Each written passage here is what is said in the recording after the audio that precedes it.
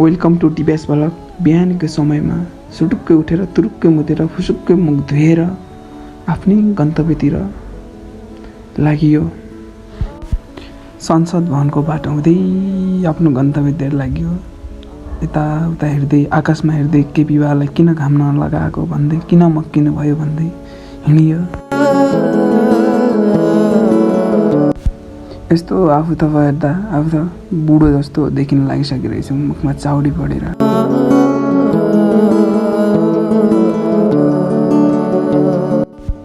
जाँदै गर्दा नेपाल टेलिकमको अगाडि पुगेँ। यसो हेर्दा अगाडि धरारा रहेछ। धराराको छेउ हुँदै गयो साइडमा धेरै तलनिर बस रोकेका थिए। यस्तो हेरेँ, बसमा चढेर जाँदा मजा आउने रहेछ, पैसा बच्ने रहेछ भन्दै मुस्कुराएँ।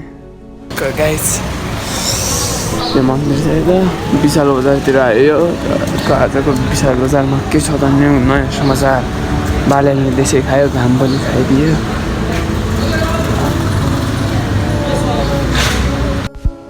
फेरि म विशाल बजार पुगेर बिहानको समयमा यति राम्रो दृश्य हेर्दै आफ्नो गन्तव्यतिर लागेँ। विदेशीहरू आएर फोटो भिडियो लिँदै मनोरञ्जन गरिरहेका थिए भने कोही भने आफ्नो व्यापार व्यवसाय गर्दै थिए।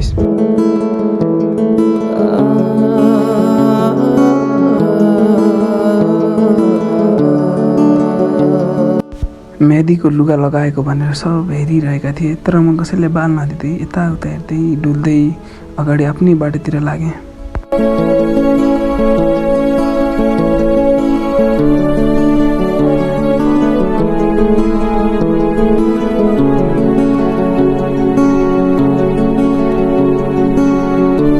आधा काम सिद्धाएर म चाहिँ खाना खान लाग्यो।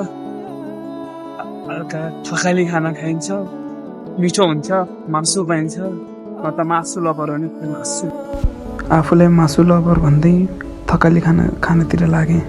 कपडामा हिँड्दैछ, भोक लागेको अवस्था छ। यहाँ धेरै गाडीको लाइन छ कि धेरै गाडीको लाइन छ। एक सिटी स्वयं पुगेर फेरि ट्राफिकको काम गऱ्यो भने 100 हटाइदिन्छ, तर म गर्दिनँ। मिदी तर धेरै मान्छे मलाई देखेर क्याच कस्तो गर्छन् क्या, हाँस्छन् क्या मुखमा हेरेर, मिदी भनेर होला। बालै फेरि 40,000 खाइयो, खतम। फेलबेका हुन्छन् नि तिनीहरू हामीलाई देखेर मिदी भनेर के गर्छन्। अब साला मिदीमा पनि नाम ननिकालिसक्ने हामीलाई देखेर कस्तो गर्छन् क्या, मुलाएर हाँस्छन् कि। एक्लै बोल्दै अगाडितिर लागेँ।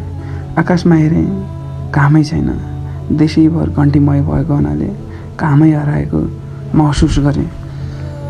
केपी बा पनि किन रिसाएका होलान् भन्दै सोच्दै अगाडि बढेँ।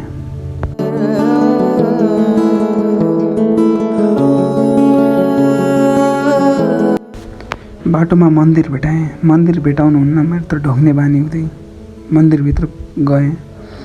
मन्दिरमा यताउता हेरेँ, भगवान् देखेँ, ढोगेँ। भगवान्लाई ढोग्दै हेर्दै बाहिरतिर लागेँ।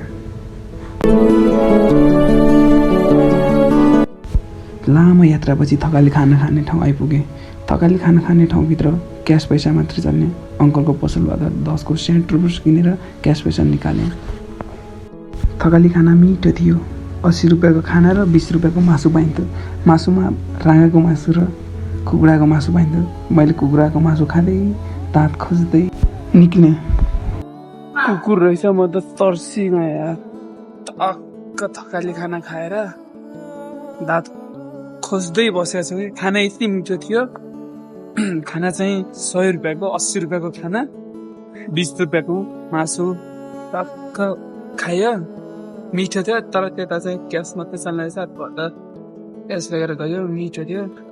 खानामा सेम घरको आमाले पकाएको खाना जस्तै फिल लाग्यो, खायो, मिठो थियो। थप दिन्थेँ। खाएर हल्का बसौँ भनेको साथीहरू यत्रो टाइम लगायो, के भन्छन्। अब टक्क बस्नुहुन्न। काम भनेको काम हो, कामतिर लागिहाल्नुपर्छ। दुरुष्टै कामतिर खाएर आराम पनि नगरेर दुरुष्टै। देशैभर घन्टीमय हुँदा आकाश रोइरहेको थियो। आकाशको आँसुले हामी भिज्यौँ। भिज्दा हामी साइडमा गएर बस्यौँ।